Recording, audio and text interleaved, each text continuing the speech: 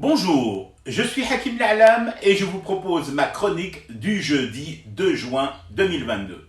Elle s'intitule Les bousilleurs de Gosto. Quelle est cette malédiction polémistique?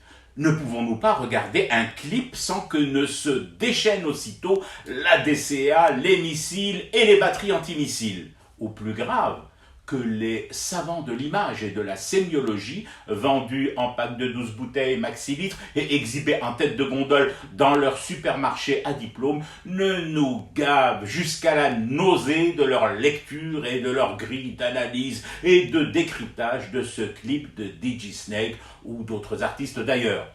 Prendre du plaisir dans ces temps de déplaisir modélisé, est-ce que c'est encore possible? Sans pédanterie, affiché en colifiché clignotant sur la poitrine, regarder sans vivisectionner, apprécier ou pas, mais sans incendier sur des bûchers bien vaniteux, mais de pacotille tellement les bûches sont des brindilles ridicules. Écoutez avant de jacter pour crucifier, fermer les yeux au son pour mieux percevoir les images d'une Algérie que cet artiste a mise en scène. Donc, puisque c'est un artiste, forcément une des édits imaginée, fantasmée et magnifiquement sublimée.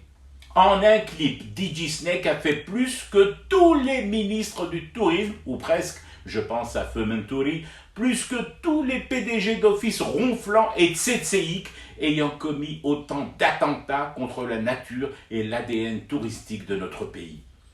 Il est terrible de constater qu'aujourd'hui, en 2022, des gosses, des ados et des jeunes qui tombent accidentellement sur les images du film Les vacances de l'inspecteur Tahar se frottent les yeux d'incrédulité, se demandant si tout cela a réellement existé.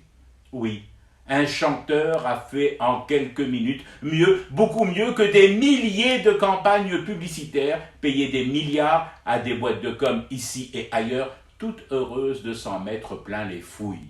Alors, c'est quoi cette malédiction polémistique qui veut empêcher les poils de nos bras de se hérisser en émoi sincère face à un clip? Une chanson, Renéa, juste un clip, ya Google, et surtout pas une thèse de doctorat dégageant de forts relents de naphtaline nihiliste.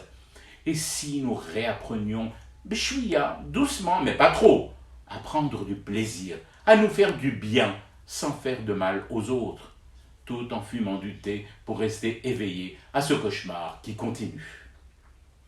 C'était Hakim L'Alam, je vous retrouve samedi pour une autre chronique et une autre façon de dire son amour à l'Algérie.